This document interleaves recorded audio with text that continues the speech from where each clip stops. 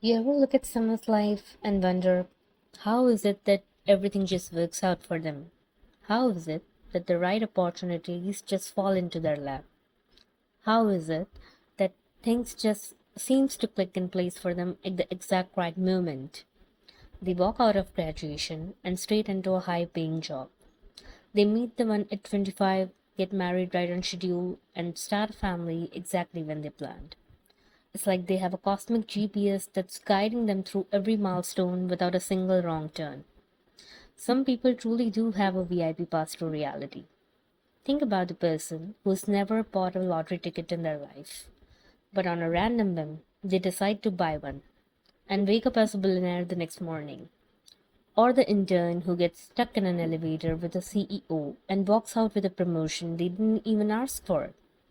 It's like the universe just decides to skip the line for them and hand them the prize. Meanwhile, for the rest of us, it feels like the universe is playing a joke at our expense.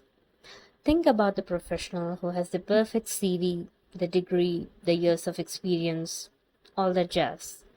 But every time you're about to land that dream role, the company suddenly announces a hiring freeze. Or the traveler who is rushing to the airport for the most important trip of their life, you planned every minute. But a single stray nail on the road gives you a flat tire right in front of the terminal gate. It's that specific boiling frustration, the feeling that you were right there, your hand was on the handle, and the world just decided to trip you for no reason at all.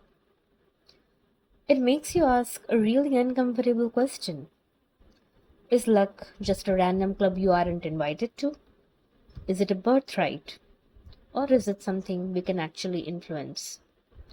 Welcome to the Hermes Gate. I'm your gatekeeper Phoenix.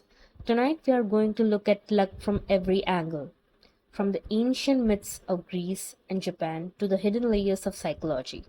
Because when you look at the architecture of how the world really works, you might find that the glitch or the delay was actually the only thing keeping you on the right path.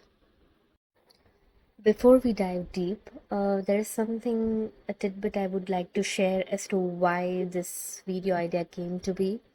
So, I recently started my channel and I've been going through some personal things, some very hard things which have been difficult to process. It has been difficult to understand why this is happening and what is the big picture behind this. So I wanted to make sense of it, and this is where the idea came from. Through this video, I wanted to gain the hope. I wanted to share this hope with everyone who might be struggling in their life, who might be struggling just as much or maybe even more, to share that a glimmer of hope and positivity with them. So I genuinely hope this video helps you in some capacity. So with that said, I'll stop my blabbering and we'll dive into the video. To understand why one person hits the green lights while another is stalled at the side of the road, we have to look at how the ancients decoded the mystery of chance. They didn't see luck as one big bucket, they saw it as a conversation between very different forces. In Greece, this conversation started with Tyche. She was often shown holding a rudder, the steering oar of a ship. This is the archetype of random luck. Tyche doesn't look at merit. She doesn't care about qualification, years of hard work, or how much someone deserves a win. She simply steers the wind. It's a blind, indifferent force that navigates the world without favoritism. It doesn't matter how skilled the sailor is. If Tyche's rudder turns the other way, the ship goes with it. It just does. But standing right at the crossroads was Hermes, and Hermes is the reason we are here tonight. He is the counterbalance to that randomness. Hermes doesn't favor the person waiting for Tyche's win. He supports the person in motion. He rewards those who have the courage to open a door even when they are terrified of what's on the other side. That is why this place is called the Hermes Gate. Because while we can't always control where the Tyche's rudder steers, we can choose to stand at the gate, ready to move the moment Hermes swings it open. This idea of uncontrollable fate was pushed even further by the Romans with Fortuna. She introduced the spinning wheel. It's the ultimate reality check. The wheel is always moving. If you're at the top today, stay humble. And if you're at the bottom, facing a sudden setback, don't despair. The very nature of the wheel is that it must turn. Sometimes bad luck isn't a failure of character, it's just a point on a circle you can't stop. As you travel further east, the perspective shifts from these external forces to the power of invitation. In India, we see this through the goddess Lakshmi. We don't just wait for her, we physically prepare for her.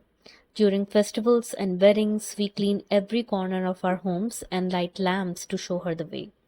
This ritual teaches us that luck is an energy looking for a bright, intentional environment. Indians believe that by creating physical order and light, you attract not just wealth, but romance and harmony. If the internal house is cluttered with doubt and shadows, the abundance simply won't find a place to sit. This continues into Chinese tradition with the concept of Fu or Qi. They took it a step further with Feng Shui, the art of placement. Chinese people didn't just hope for luck, they designed their lives to catch it. By arranging their homes, their doors, and even their water features in a specific way, they sought to harmonize with the Sheng Qi, the breath of fortune. They believed that if you were trapped in a stagnant phase of life, you didn't just pray, you shifted your position, moved your rocks, and got back into the reverse current. Finally, we reach Japan, the Shichifukujin, the seven lucky gods. They arrive on a treasure ship called Takarabune, emerging slowly through the mist. This isn't a sudden burst, it's a slow moving vessel that only docks where it's invited. And here's the key, they represent choices. Each god embodies a virtue like wisdom, candor, or magnanimity. The Japanese tradition suggests that you don't find luck, you choose these virtues. By practicing honesty or kindness, you're essentially building a lighthouse. It might take longer than a lottery win, but when the ship arrives, it's because you chose to be the person worth visiting. But this is where the architecture feels broken. Because if luck is truly about lighting lamps, practicing feng shui, or choosing virtues, then why does the wrong person, the one who chooses greed over wisdom, often end up with the biggest prize? Why does the person who ignores every virtue get the treasure ship while you're still waiting on the shore? To answer that, we have to look at the hardest part of the system, the karma puzzle. If luck is a conversation with the divine, why does the conversation seem so one sided? Now, to understand this, we need to look at the traditions from the eastern side. The scripture says karma isn't about what you did this morning, it's a vast cosmic ledger. Think of it like a bank account of merit that you didn't start today. You inherited the balance. When we see someone unworthy winning big, the ancients would say we are seeing them spend a massive amount of merit they earned somewhere we can't see. They are withdrawing from a balance built up in a previous chapter. Conversely, when a good person suffers, it isn't necessarily a failure of their current work. It's the settling of an old debt. The most frustrating part of the karma puzzle is the time lag. Unlike a light switch where you flip it and the room glows instantly, karma is more like planting a fruit tree. You can plant the seed of a lucky choice today, but you won't taste the fruit for years. This creates a merit gap, where it looks like the universe isn't paying attention. But the architecture suggests that nothing is lost. Every lamp you light, every time you choose to be brave, and every virtue you practice is a deposit. The puzzle teaches us that we shouldn't look at luck as a reward for being good today. Instead, we should look at our current action as the construction of our future lighthouse. If you stop building your lighthouse just because someone else's ship arrived first, you are the one who ends up in the dark. The karma puzzle asks us to trust the ledger. It tells us that while Taiki might steer the rudder and Fortuna might spin the wheel, the final destination is decided by the weight of the merit you carry. So the question isn't why are they lucky? The question is, what kind of balance am I building for when my gate finally swings open? We've looked at the ancient rituals and the logic of the invitation. But what happens when we put these myths under a scientific lens? Does good fortune have a biological signature? Modern science suggests that it does. When the ancients spoke about cleaning the house or maintaining a calm, open character, they were describing a state of emotional regulation. When we act out of high anxiety or a desperate narrow focus on a single goal, our brain enters survival mode. In this state, your nervous system tightens, your brain performs selective attention. You become biologically incapable of seeing anything that is not your immediate task. You're effectively wearing blinkers. And this is not just a theory. Dr. Richard Weissman spent 10 years studying the difference between lucky and unlucky people. In one of his most famous experiments, he gave people a newspaper and asked them to count the photographs inside. The unlucky group, those who were stressed, hyper-focused, took several minutes, but the lucky group finished in seconds. Why, you might ask? Because on the second page, in massive letters, was a message: stop counting, there are 43 photographs in the newspaper. Does this mean the lucky group was magical? Absolutely not. They were simply relaxed, because they weren't gripped by the stress of the task. Their peripheral vision remained open. They were able to see the shortcut staring them in the face. But Weissman went further. He created what he called luck school. He took a group of people who felt cursed by life and taught them how to adopt the behaviors of the lucky group, learning to relax, following their hunches, and expecting good things to happen. The results were staggering. After just 1 month, 80% of the participants reported a significant increase in their luck. They were happier, more satisfied, and most importantly, they were finally noticing the opportunities that had been there all along. So, what's the conclusion? The conclusion is, luck is not a fixed birthright, it's a learned behavior. By intentionally lowering your internal noise and keeping your perspective wide, you're not just hoping for a win, you're physically training your brain to catch the wind when it blows. Once your vision is open, you realize that the definition of luck we've been using is far too narrow. We've been looking for gold through a tiny keyhole, completely missing the fact that we are already standing in a treasure chamber of silent winds.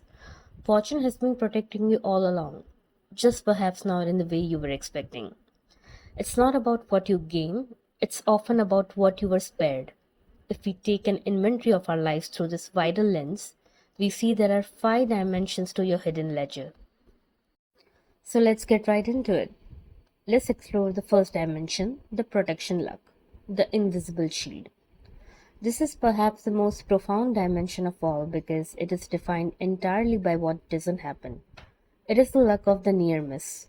And the reason it feels so elusive is that it is almost always invisible to the person experiencing it.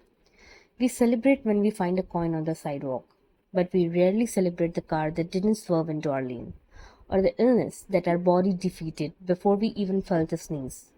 This is the fortune working as a silent guardian. It's that quiet nudge, that tiny sudden instinct that made you turn back for your keys, causing you to miss a massive traffic pileup by mere seconds. It's the dream job that rejected you, leaving you heartbroken, only for you to find out months later that the company collapsed, saving you from a professional disaster you never saw coming. Because we don't see the landmines that were removed from our path, we often mistake this protection for nothing happening. But in the ledger of your life, nothing happening is often the greatest payout of all. It's not just about what you gain, it's about the chaos you were spared from without ever knowing how close you really were to the edge. Next dimension is the relational luck. We often overlook the fortune of our circle, having a family that calls to check in, a partner who truly listens, or even a single friend who acts as a safe harbor during a storm. In the science of human resilience, having one stable, supportive connection is a greater fortune for your long-term success than any bank balance. You wouldn't choose the neighborhood you grew up in or the person you met by total chance at a coffee shop who gave you a piece of life-changing advice. Those connections are the ultimate safety net, woven by threads of timing you didn't control. Moving along, we have vitality luck. Think of thousands of complex biological processes going right in your body at this very second. Your heart beats about 100,000 times a day without you ever having to remind it. Your lungs pull in oxygen, your cells regenerate while you sleep. You didn't earn your heartbeat today. It is a constant miracle payout from the ledger of life. As the saying goes, a healthy person has 1,000 wishes, a sick person has only one. If you woke up today with the ability to move and breathe, you have already won the first lottery of the morning. Next, we have the excess luck. This is the luck of context. The fact that you're in a position to seek this knowledge, to listen to this podcast, and have the mental space to work on your own growth is a massive stroke of fortune. Millions of people are trapped in survival mode, unable to look up at the stars because they are searching for their next meal or a safe place to sleep.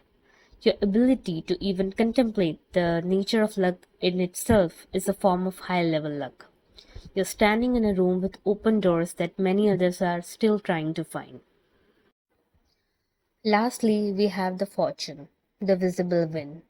This is the one we obsess over, the money, the promotion, the big break. But notice where it sits. It's the fifth floor of a building that requires the first four floors to even exist.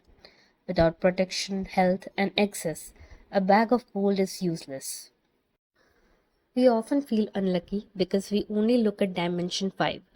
We stare at the empty spot in our bank account and ignore the silent wins happening in our health, safety, and our connections.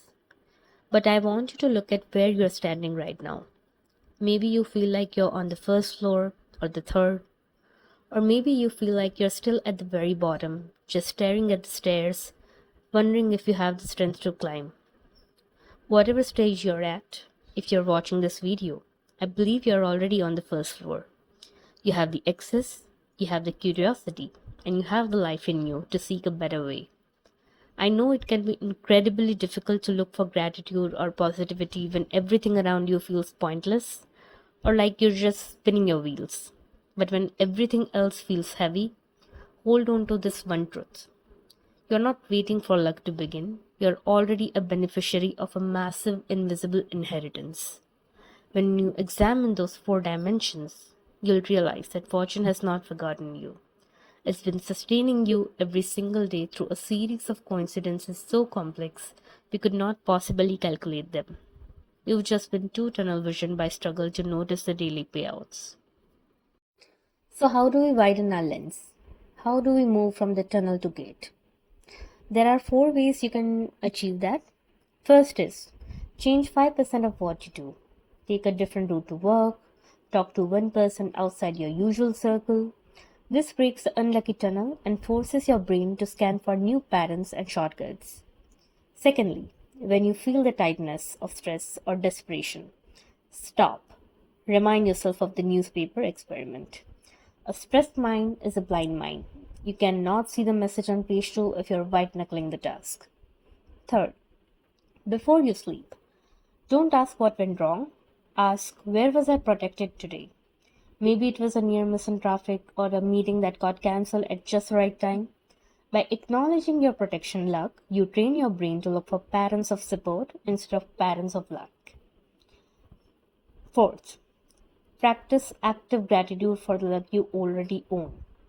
It could be the roof over your head, a warm meal, or the family that access your safe harbor. When you're thankful for this invisible payouts, you shift your mind from the state of scarcity to a state of abundance.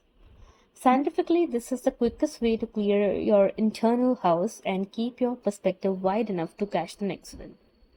The wheel is always turning, the rudder is always steering. But when you move with an open mind and grateful heart, you don't have to chase a treasure ship. You become the lighthouse that guides it home.